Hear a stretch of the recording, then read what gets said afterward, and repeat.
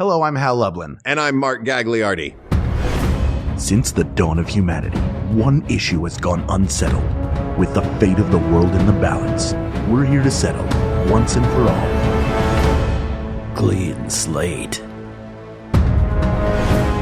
That's right. Don't worry, everyone. We got this. Podcasts should have a theme song. Podcasts should not have a theme song. Yes, they should. No, they shouldn't. They sound good. Yeah, but people are just going to skip past it. You know what? You're right. We got this. Hal, I'm so excited about this episode. Is it because you're trapped in the house from Elm Street? It is. I'm trapped in the house from Elm Street. No, I'm currently out of town. My friend loaned me his studio. It was very nice of him. I am here. It's very warm. I am in Tennessee, the end of the summer, but no one told Tennessee that. So my background is currently different than it usually is. But your background, Hal Lublin, is, as it always is, filled with your delightful collection of vintage toys, which is why I'm so excited about tonight's guest. Yes, I'm very, very excited. But before I bring him in, your video looks like the next thing you're going to say is, They've been keeping me here for 3 weeks. I don't know how long I have before the battery goes out, but you've got to send help. Call the... our guest Listen, today... I'm not going to tell you that there is one person with a camcorder in front of me, but there are two people standing there. I'm not going to tell you what the other guy has.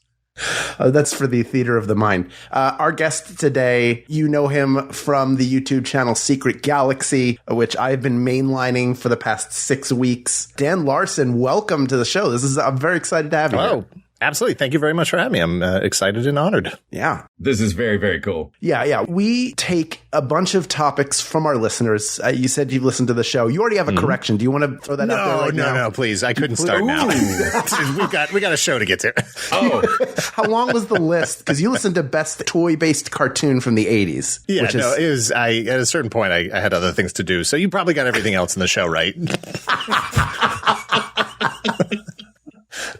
Can you put that in an iTunes review? Will do. Yeah, these are all topics that don't merit a full episode, so we like to clean the slate of them. These are all listener submitted. Ken has been collecting these. Ken, do you want to give us the first topic, and we'll just sort of somewhat rapid fire? We're just these. Jumping in, huh? Let's do it. We're going to jump right in with All Leslie right, let's T. jump in. VH1 programming of the 90s, really, late 90s, early 2000s. Pop-up video versus I love the 70s/80s/90s. Dan, do you have... you deal in the nostalgia of our generation. Oh, sure. Yeah. One of these was like directly happening during our college years. The other has been a look back at our childhood. How do you feel about these? Oh, yeah. No, I definitely watched both of them straight through. Pop-up video, I think, was my preferable show of the two, just because the presentation was just so unique, with the pop-ups, all these little cut-ins of all the factoids and trivia and stuff, and things that were directly relevant to what was on screen at the time. You don't see this guy off screen here, or this chair moved, or, calling that stuff out. Real look into the future of what's all over YouTube at this point, people pulling up videos and breaking them down behind the scenes, calling out the mistakes and stuff. But it was just also a really fun way to revisit videos that you'd already seen a million times. Yeah. 100%. Mark, 100%. were you a pop-up video viewer? I was a big pop-up video viewer. I loved that show as a history nerd, as a person who watched a million behind-the-scenes shows as a kid. I loved a good behind-the-scenes. And I think that pop-up video was doing a service. Pop-up video created this show that gave you more depth and insight into what was going on. I feel like the I Love the Decade shows, you think I look like there is someone forcing me to read something from the other side of a camera. Frequently, that's the way that I felt about the I Love the Decade shows. It seemed like maybe half of them wanted to be there. It's tough. Yeah. If you've ever done any of those kinds of things where, I've been on a few episodes of The Toys That Built America, the History Channel show. Mm-hmm. They've done Food That Built America and Titans That Built America and all those sorts of things. And, when you're there as just a sort of expert and they just cut to you, here's the question and respond, you don't always have something funny ready to go or even insightful or whatever, but you do want to be on the show. Did you get the questions beforehand? No. You sort of, you're told what you're going to be talking about. And so you've kind of like got this broad range of like, okay, they could hit anywhere in here. You know, there's sort of a pre-interview process as well. But once you're actually on set, it's just kind of like, okay, go. And you know, not to pull the curtain back too far, but sometimes it's like, oh, that was really good, but could you say it like this, just a little bit more like this? Cause that's how we're going to edit it in. Oh, okay. Let me take one, take two, you know? Yeah. They're producing you into it. I also think those shows where pop-up video is presenting something that you've seen before in a way you've never seen it before by giving you all this information and behind the scenes stuff, which was not as readily available because the internet wasn't as ubiquitous as it had become. But there's something about the 70s, 80s, 90s shows where they are half for the people who were there and then half for like in the 80s there was this crazy thing called Family Ties that made Michael J. Fox a star. So like half of it doesn't feel like it's for you. Like you're waiting for people to catch up. So for that reason, I would lean towards pop-up video because I think it was more innovative. And like you said, Dan, it kind of ushered in either directly or indirectly this era of behind the scenes and breakdowns that we have now everywhere. Oh, sure. I'm sure if pop-up video was still relevant, it would be all over TikTok. And every one of those little pop-ups would just be stripped out into its own 20-second hit, you know? How has that not happened yet? Well, I think probably because pop-up video is so old that the old people who know what it is aren't on TikTok. They're not a viable audience. That's a good point. Yeah, they're busy taking selfies from 5 feet below their face, so they have 12 chins. Exactly. So I think pop-up video is the winner here. Seems pretty clear. Asked and answered. Yeah. Pop-up video beats Hands down. Love the 70s, 80s, or 90s. Thank you, Leslie T. Up next, we have Red Raptor. Collector's items.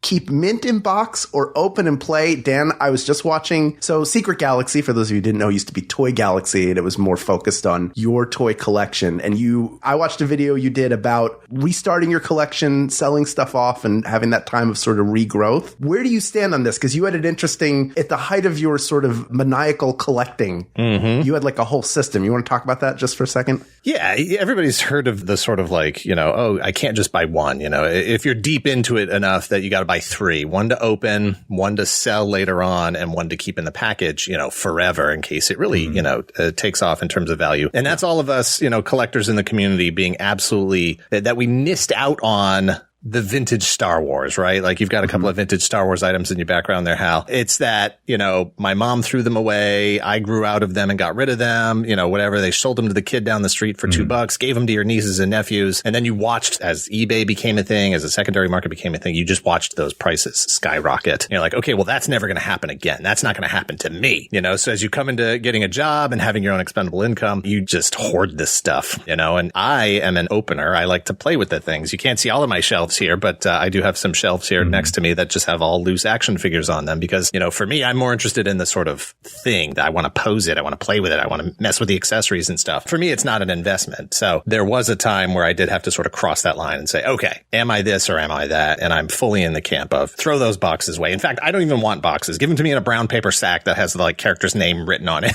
That's good enough for me, you know?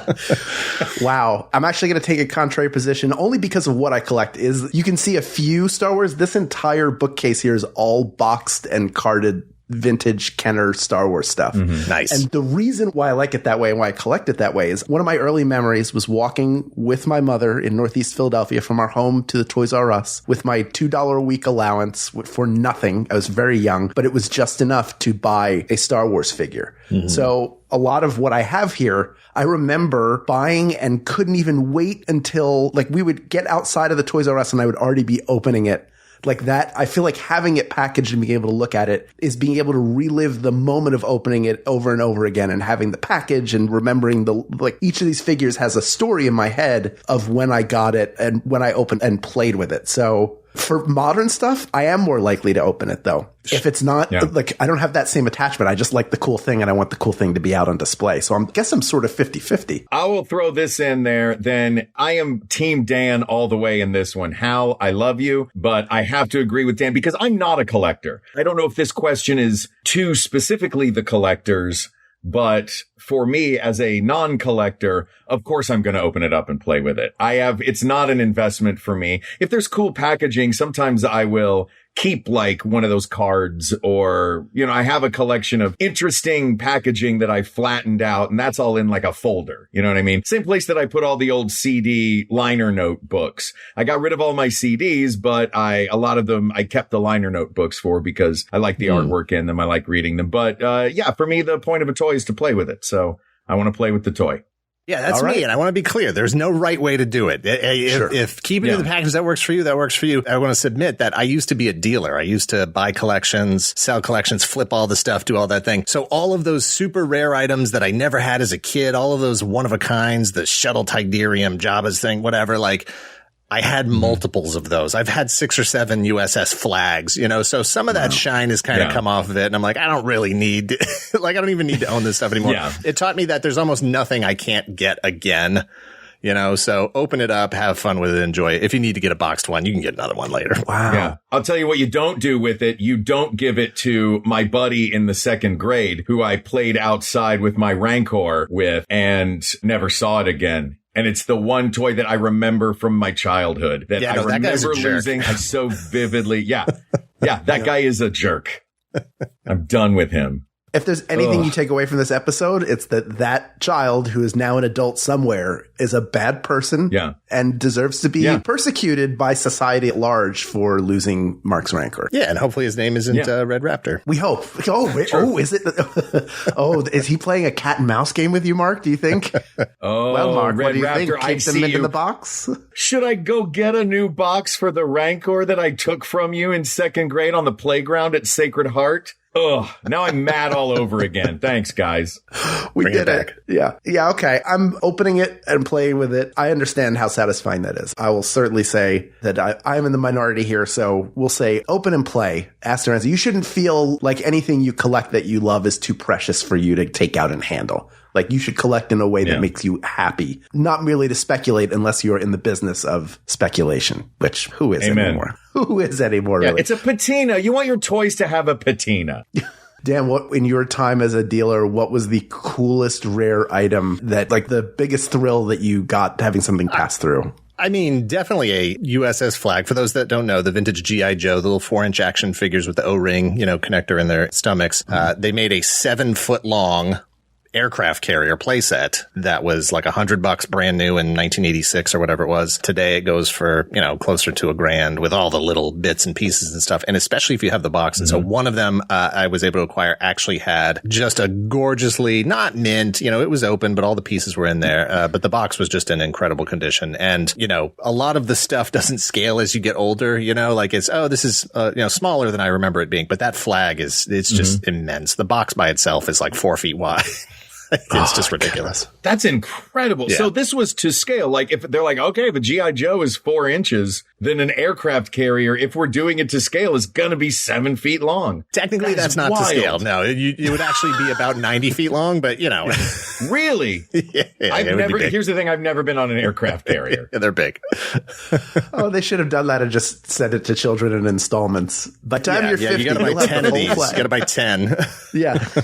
You think you love G.I. Joe? We'll find out. You're not going to have this until you're older. It's like a savings bond you get for your birthday. What is next, Ken? Bricks and Boosters asks, Wayne or Garth from Wayne's World? Ooh, that's tough because they are so different, right? Leader and sidekick. Mm-hmm. That's like Hal or Mark. Which one do you want? I don't know which one's the leader. So what would you guess? It's Hal. Well, Hal read the intro, so I guess I'm going to have to give him the leader role.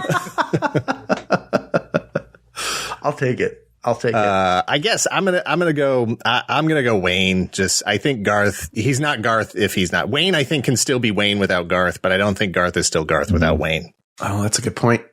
What do you think, Mark? Yeah. I gotta go Team Garth on this one though, because for me, I look at Wayne and Garth, and Wayne, I know what I'm getting. Wayne is not a great guitarist. Wayne is a bit of a blowhard. Wayne is, he's very funny. He's very outgoing. He breaks the fourth wall, but so does Garth in the movie. But the thing about Garth that I love is it's this unassuming character. I think it's the perfect Dana Carvey character. He looked at what this piece needed, and he created this absolutely bonkers, subtle character who surprises you at every turn. One of those turns being when he sits down at a drum set and is an incredible drummer. So I think that Garth could fly, but for Wayne. Interesting.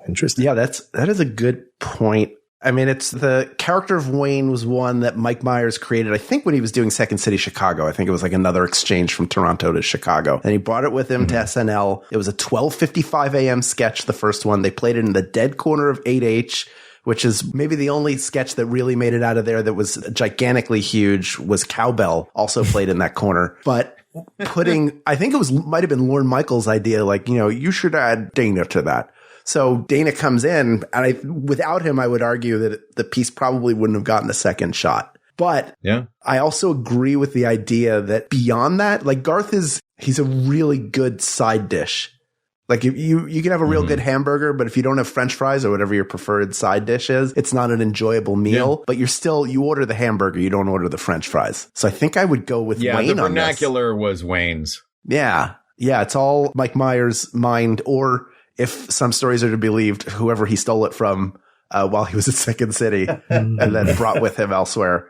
Because obviously he did not grow up in Aurora, Illinois or anywhere near it. But I think it is Wayne. Weird that they have Canadian accents in Aurora, Illinois. Close enough. Yeah, it's somewhat near the border. It's a hop, skip, and a several hours drive or a relatively short flight. Yeah.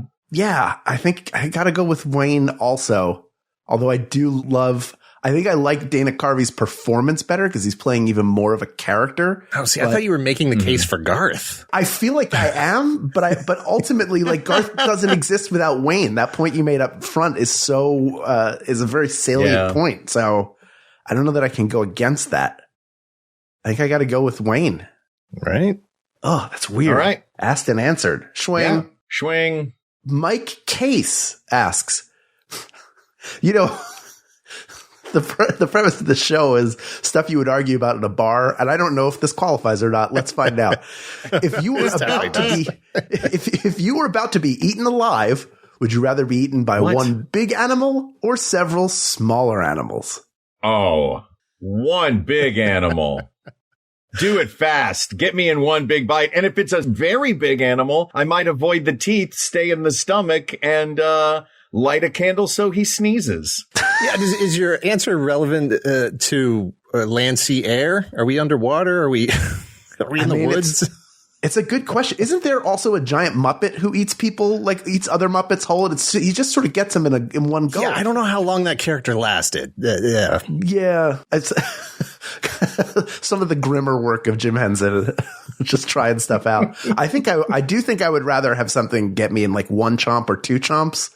Because the pain from the first one alone I'd probably pass out on my way to what I assume is hell. And then with the little ones, like you have to deal with, I can't. Now I'm just thinking of a bunch of small creatures on me slowly taking my life. And I'm like visibly uncomfortable. Like the skin, I've got the pimples on the arm. I don't know. What do you think, Dan?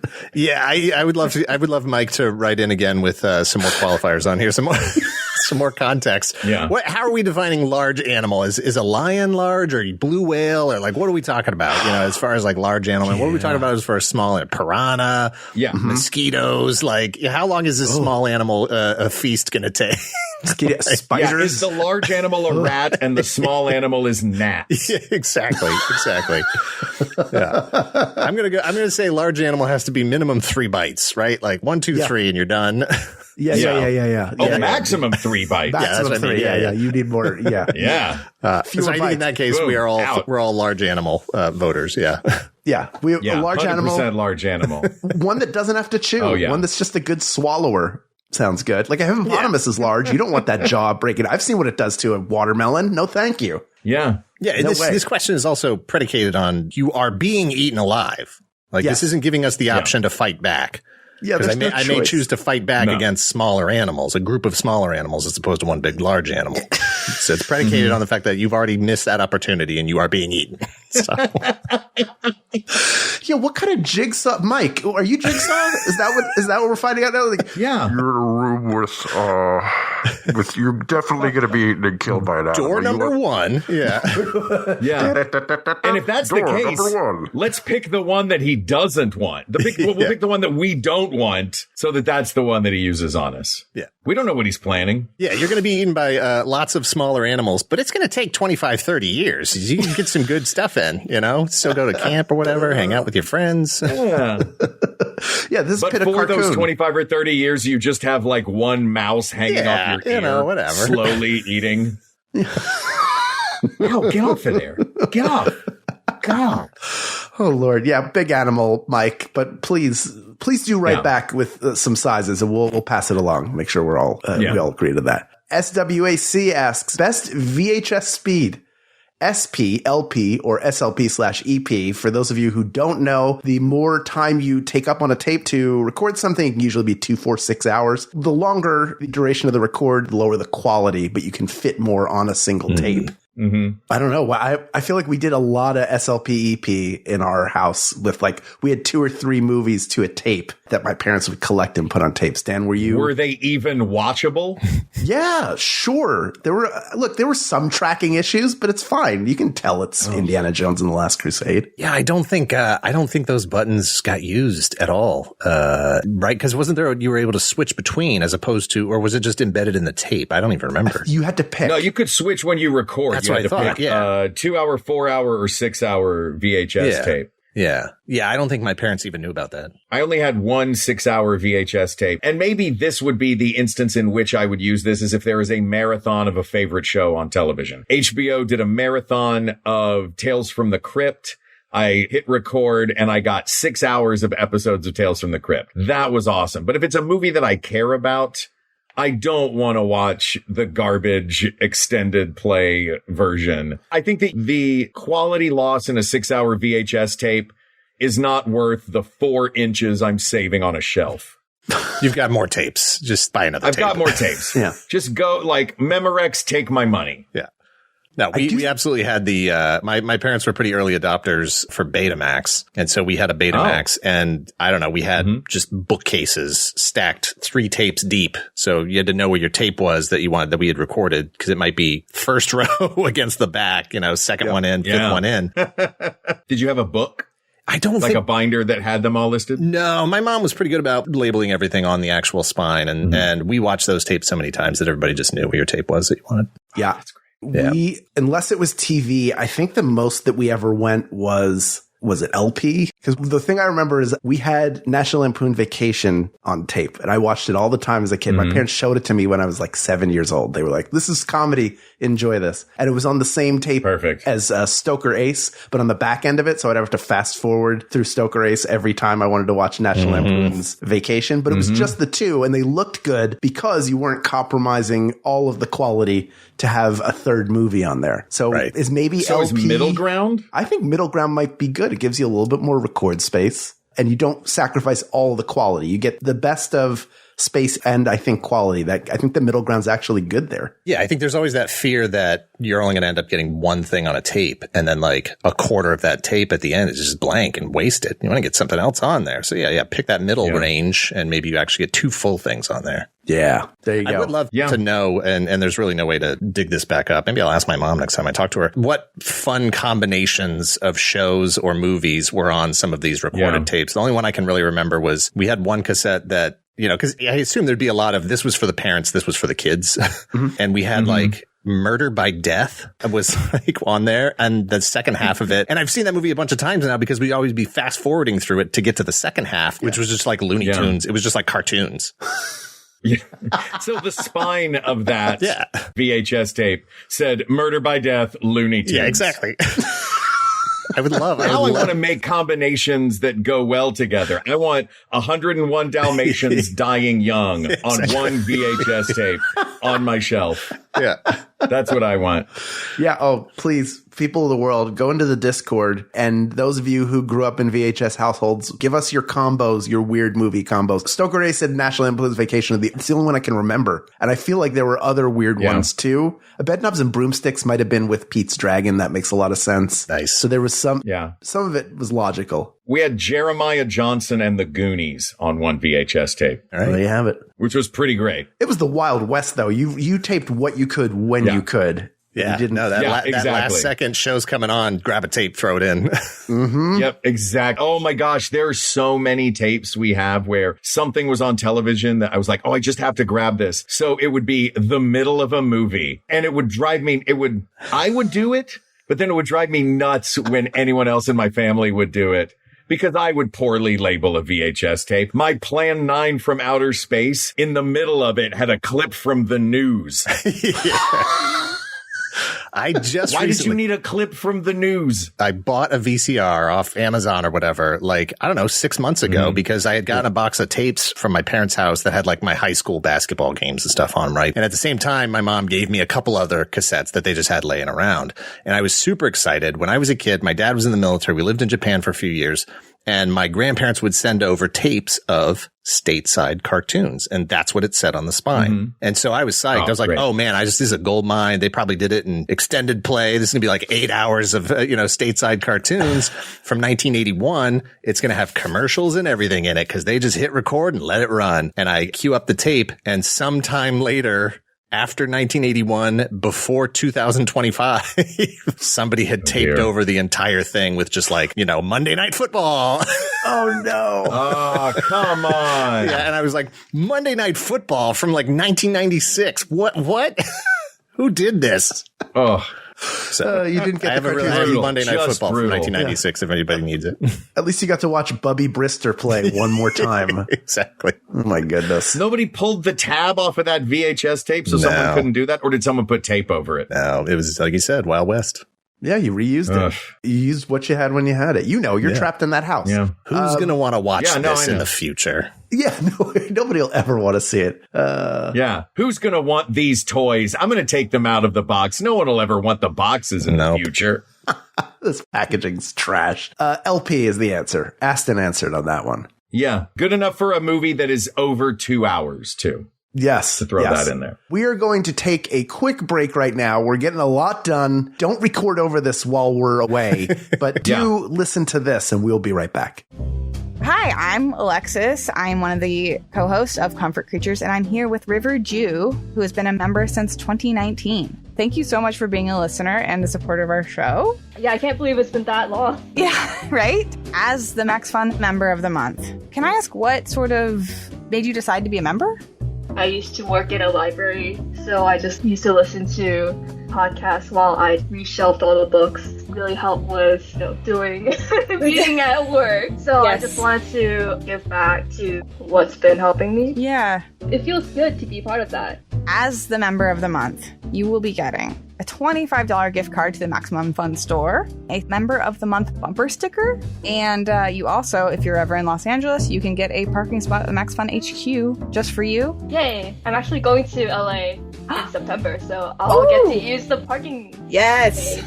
Thank you so much, River, for doing this. This has been an absolute blast. Yeah, of course. I've been so glad to be able to talk to you too, and I'm so excited to be a Member of the Month. Yay!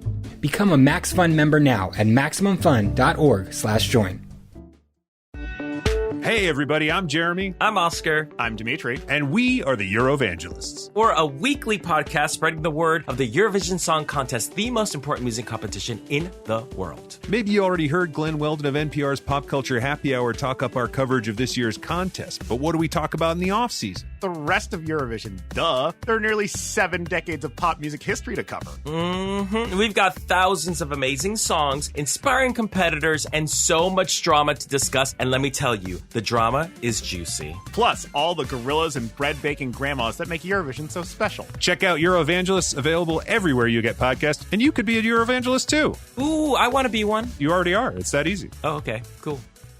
Okay, Ken, what is the next topic? Leslie, again, asking proper long theme song or truncated theme song. I think this refers to, usually a television show at least in its first run, will have the full theme song, and then they'll do a shorter version for syndication, or as a show gets a little bit older, they might switch it and do a shorter version of the theme song. Boy, I think it might depend on the show. I'm trying to think you know what? This is one, I know this will be close to your heart, Dan. Cheers.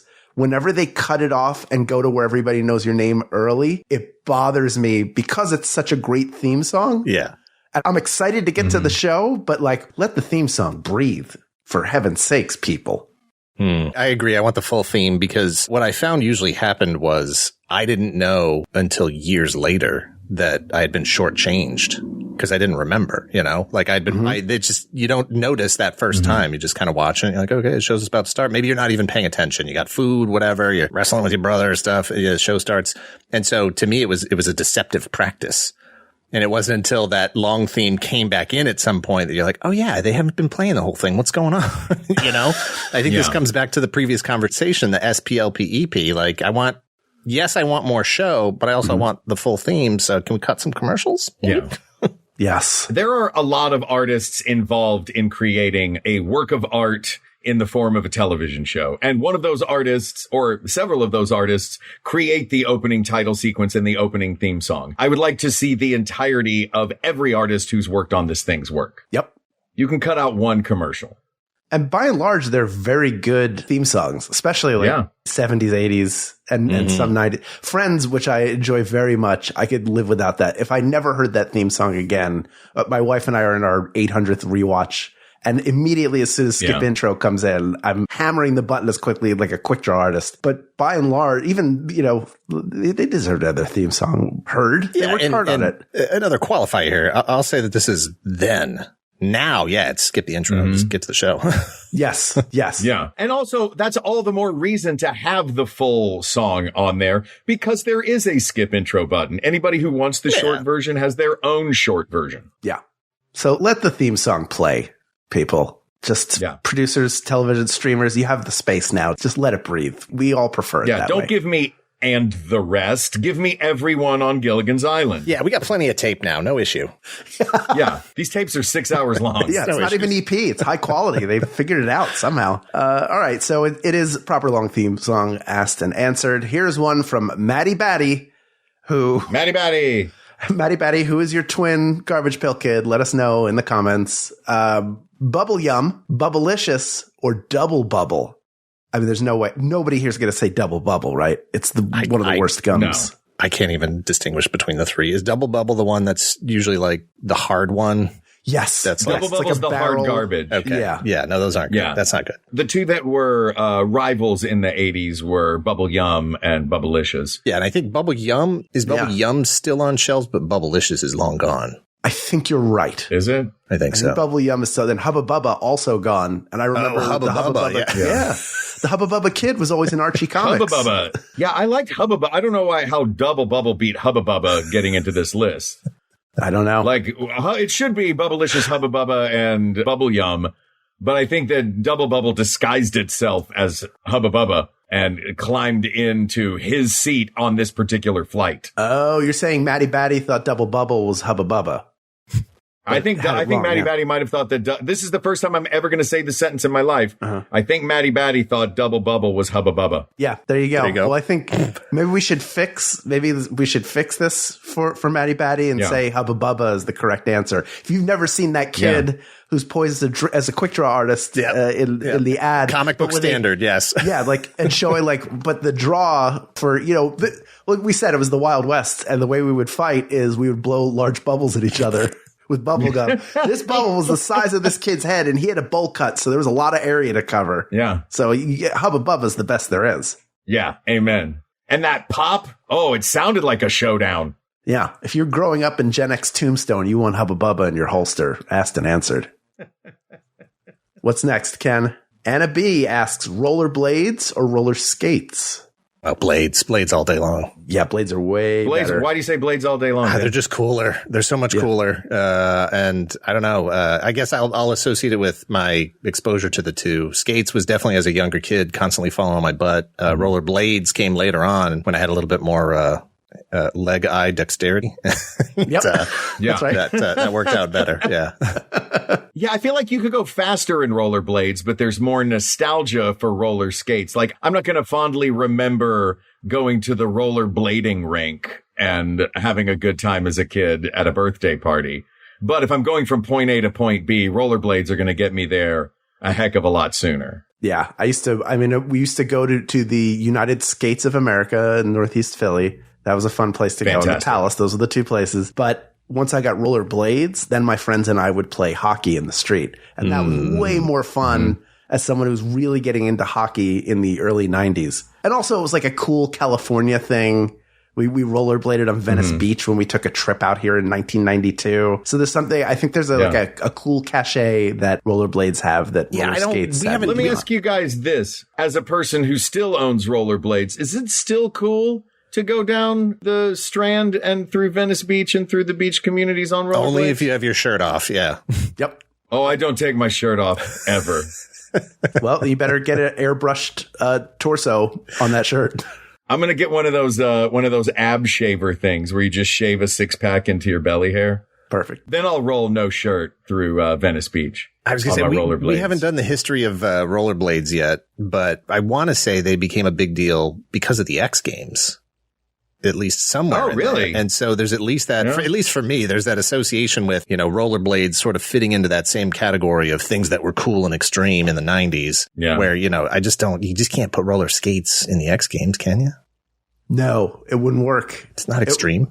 No, roller skates are for people who love disco. And they love to skate in a circle. There is like a whole subset of roller skating people online that have these accounts where they're like dancing and doing all sorts of cool stuff. There's talent there for sure. Yeah, but it's all throwback, and rollerblades feel like they're still like they somehow survive. I think they could have been just a sort of a kitschy 90s thing that went away had it not been for the X Games because they are more on parallel with skateboards and being able to do tricks and grind rails and stuff. It's just better made for that than a pair of roller skates are. So I think roller skates are the past. Rollerblades are still the future. Yeah, for sure. That's right. Rollerblades, Anna. Unless you're a retro futurist. If you're a retro futurist, then wear your roller skates, but have blades ready. Yeah. And if you go roller skates, are we talking full skate or the clip-on ones? I don't trust the clip-on ones. They feel like I loved my clip-ons as a kid. I only had the Fisher-Price clip-on ones. Of course you did. Did they ever come off? Probably, because they were my brother's and my feet were smaller than his. I probably slid through the bottom of them a few times. Yeah, the clip-ons I get the economy of them, but they frighten me because you can become separated from them in a dangerous way. What do you think, Dan? Because you brought it up. Are you a clip-on guy? I was going to say, to me, I don't feel like I never saw a set of clip-on ones that seemed to have the same degree of engineering quality as a full set of, as a full skate. They always felt like they were a homemade thing that were almost there just to serve the illusion of skating, but you weren't actually skating. Yeah. Yes. Mark showed me something, was it last week? It's some new invention. It's meant to make you walk faster. It's the dumbest thing that's ever been invented. Imagine you're standing on two things that are the size of tennis racket heads with a bunch of wheels on them that are motorized. Mm-hmm.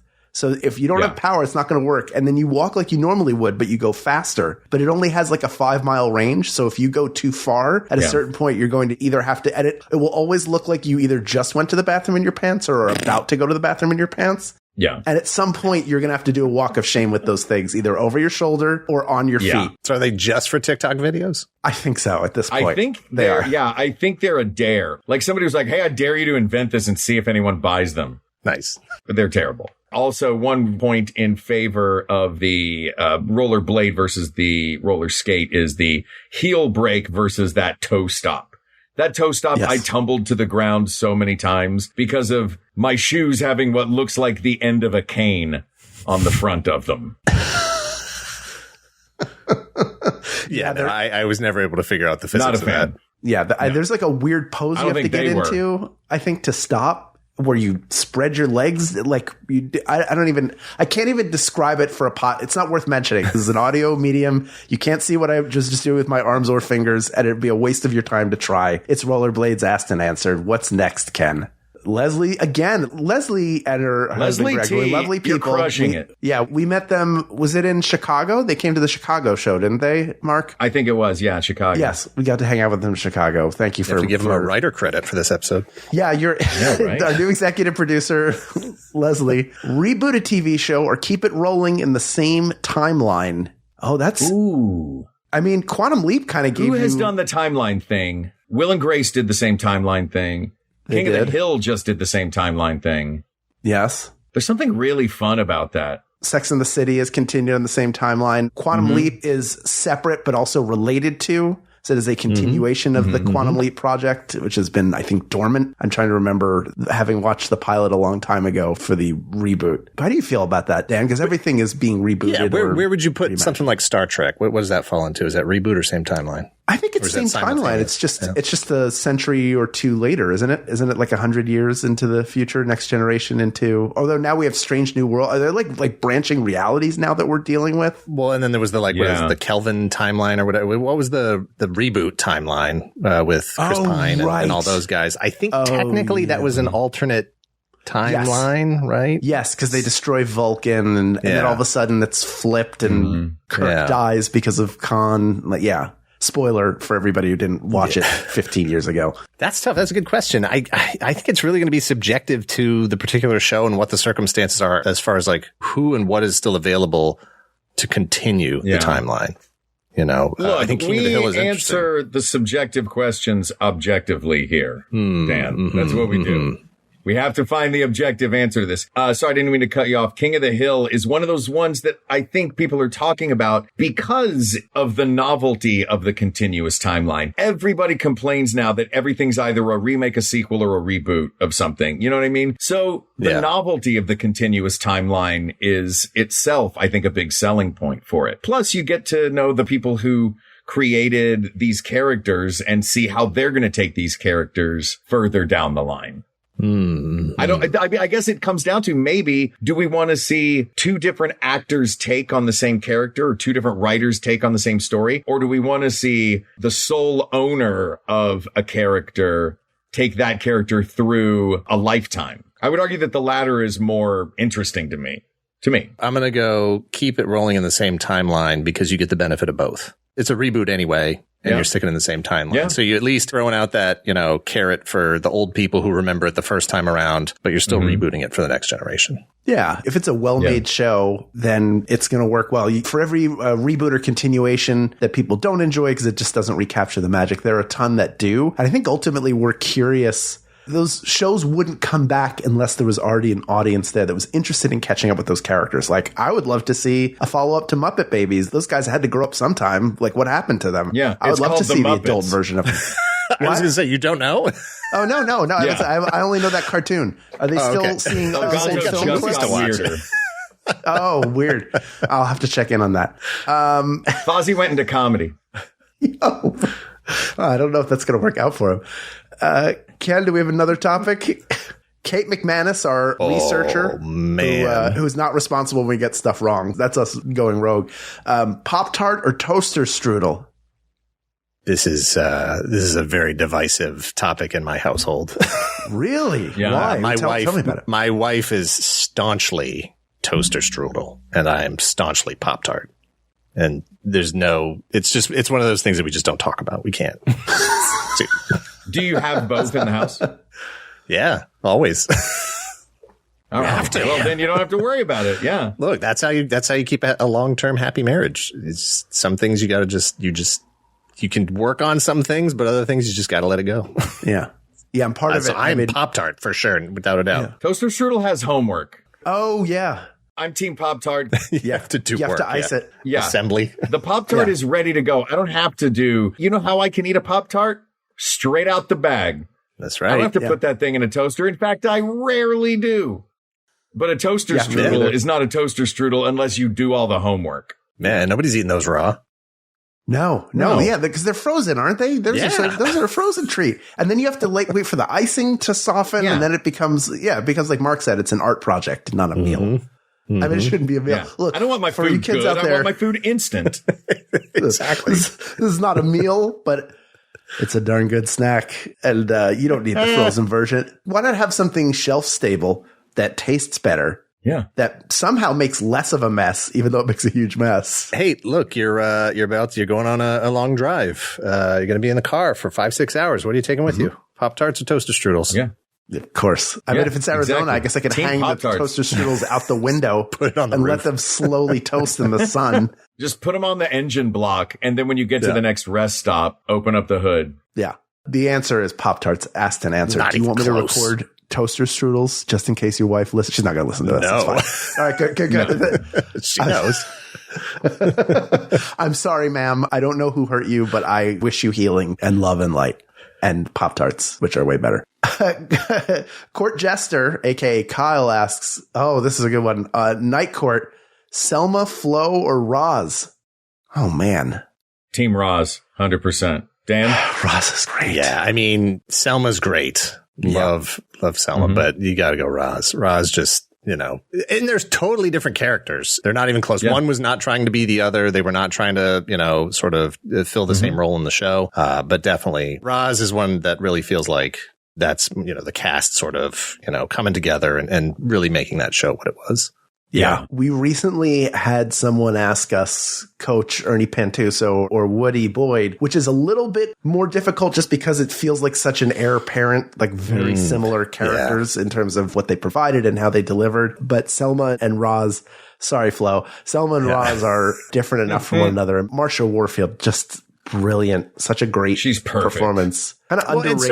And so much of it was about the relationship with Bull too. Yes. And I just felt like Roz and Bull went really together really well. Yeah. A better sort of counter to Bull. I think Selma always, to me, felt a little bit more complimentary. I think you want a little bit more friction there, just a touch. And that's what Roz had. Asked and answered. Got one more? Got a couple more. Anna B asks, Simpsons or Futurama? Here's what I like about this this feels like a full episode, but what I've always described Futurama to people as, in terms of quality, is they started as if The Simpsons were in their third or fourth season. Because the writers who moved over from The Simpsons had already figured out what works in that format, the joke density, the pacing. So that show just fires out of the gate red hot. But then The Simpsons have been around for 70 seasons. They keep going, and everybody likes at least 7 of them. Like different amounts. When did you last stop watching The Simpsons regularly? Oh man, it had to be around the movie. So that's 17 years ago? It was a while ago. Yeah. Yeah. That's a long time ago. How about, I think I had already dipped well before that and came back in a little bit. And then the movie maybe stuck around for a little bit. And then it's been a long time. Yeah.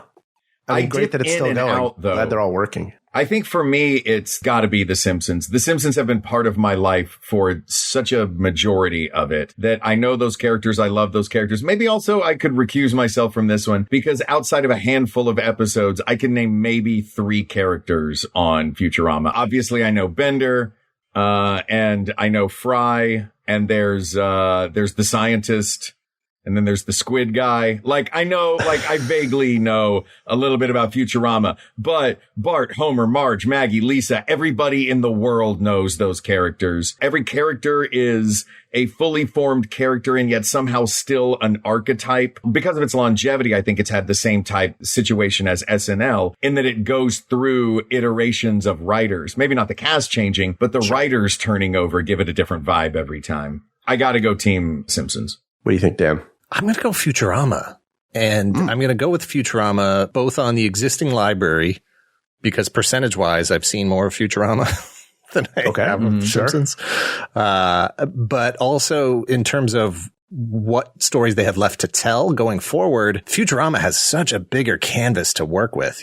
Simpsons is ultimately tied to Springfield and those existing characters. You can introduce new characters from time to time, but Futurama, existing as this potentially time traveling science fiction, you've got the whole galaxy. You could go to a planet that has Springfield on it and do Springfield stories, or you could set them on another planet and it's all squid people, or it's all crab people, or it's all water people, whatever, I feel like there's a lot more that can be explored through Futurama and the types of characters, Bender compared to, Homer, a robot, a robot guy, versus just a guy, I know Homer's iconic. I get it. All right, TV Guide, settle down. But I'm gonna go Futurama. Yeah, Futurama is great. The world that they built around it is really impressive. And even having people's heads preserved in jars as a way of having modern celebrities appear on the show is super, super smart. Clever.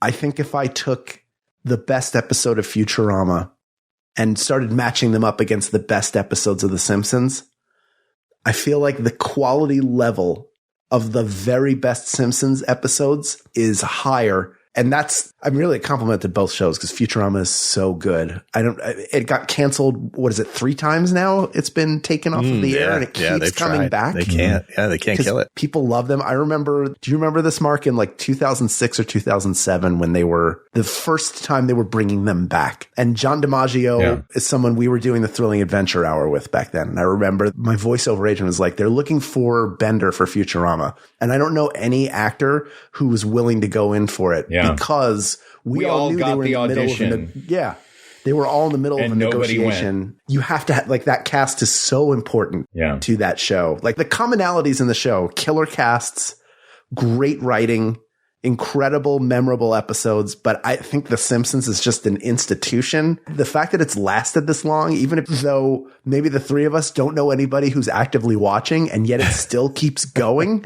there's something happening there. That's just, maybe it's like Star Wars, where I feel like a lot of Star Wars now is not made for me. And I'm fine with that. Mm-hmm. Like, I'm glad that there are new generations who grew up on the prequels or grew up on the sequel trilogy.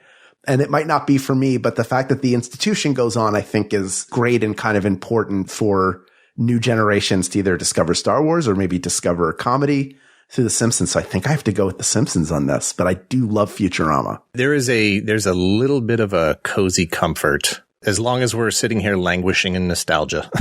Yeah. There's something comforting about the fact that something that began in 1989 is still going, still making new stuff. Mm-hmm. There's still new episodes and the original cast is still there. Yeah. Yeah. Amen. Yeah. The original 100%. Cast. It's ridiculous. Holy cow. Just the odds of everybody still being alive. And, obviously there have been a few, but, that core Simpsons family, Yeah, absolutely. Like, it's got to be one of the best jobs in the world. They've made so much money. Yeah, be on that show. They make so much money. Oh my God, for a couple hours of work a week. Jesus. But they're worth it. Yeardley Smith's second best work behind that scene in City Slickers. I thought you were going to say As Good as It Gets, where she has to hand him the mirror after he's been beaten up in the hospital. So good. Yeah. And I still remember, I'm sure like a lot of people did, discovering The Simpsons because I was watching the Tracy Ullman show. And I'm like, what are these cartoon shorts? Back when Homer used to sound like this. Yeah, it's the more pronounced Walter Matthau impression. Yeah. But as much as I like the Tracy Ullman show, I was like, this is one of the best things I've ever seen. They're getting their own show. They're getting a special. Like that excitement. Deal. Yeah, that's pretty big. Yeah. So The Simpsons are the winner. We got one last one.